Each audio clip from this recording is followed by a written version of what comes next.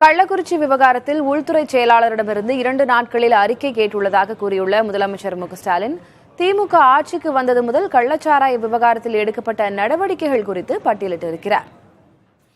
நமது அரசு பொறுப்பேற்றதிலிருந்து இதுவரை கள்ளச்சாராயம் காய்ச்சுவர்கள் மீது 4,63,710 வழக்குகள் பதிவு செய்யப்பட்டு 4,61,084 பேர் கைது செய்யப்பட்டனர். இந்த அரசு பொறுப்பேற்றதிலிருந்து இதுவரை 565 பேர் குண்டர் தடுப்பு சட்டத்தின் கீழ் கைது செய்யப்பட்டிருக்கிறார்கள். 16,51,633 லிட்டர் கள்ளச்சாராயம் கைப்பற்றப்பட்டு அழிக்கப்பட்டுள்ளது. 1,42,019 லிட்டர் எரிசாராயம் கைப்பற்றப்பட்டு அகற்றப்பட்டுள்ளது. 28,79,605 லிட்டர் புவர் கைப்பற்றப்பட்டு அழிக்கப்பட்டுள்ளது.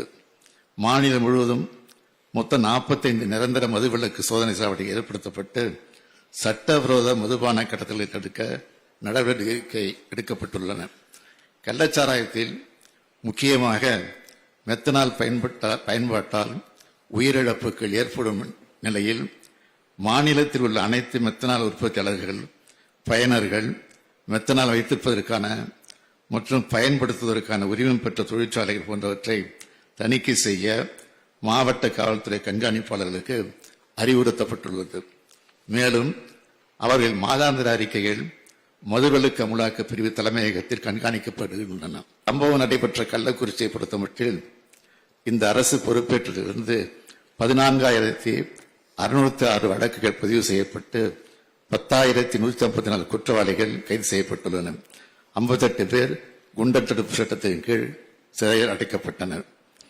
இப்படி இந்த அரசானது கள்ளச்சாராயத்துக்கு அறவே ஒழிப்பதற்கு மிக கடுமையான நடவடிக்கை எடுத்து வரும் நிலையில் இதுபோன்ற சில விரும்பத்தகாத நிகழ்வு ஏற்படுவது மிகவும் வேதனைக்குரியது.